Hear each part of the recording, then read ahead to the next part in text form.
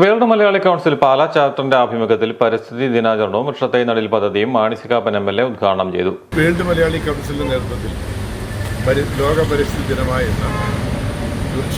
വൃക്ഷത്തൈകൾ വെച്ച് പിടിപ്പിക്കാനുള്ള ഒരു ശ്രമം നടക്കുന്നതിൽ അതിയായ സന്തോഷമുണ്ട്. തീർച്ചയായും ഇതിൻ്റെ സംഘാടകരെ ഞാൻ അഭിനന്ദിക്കുകയാണ്. പാലായിലും പരിസരത്തും റോഡിലേക്ക് തിരിഞ്ഞു വീഴാത്ത രീതിയിൽ വേണം നടന്നൊരു റിക്വസ്റ്റ് ഉണ്ട്.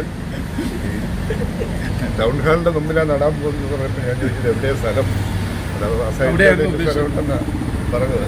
തീർച്ചയായും നല്ലൊരു കാര്യമാണ്. ഞാൻ അഭിനന്ദിക്കുന്നു. ഇത്തരം പ്രവർത്തനങ്ങളുമായി മുമ്പോട്ട് നീങ്ങുന്ന വേൾഡ് മലയാളി കൗൺസിലിന് എല്ലാ ആശംസകളും നേരുന്നു.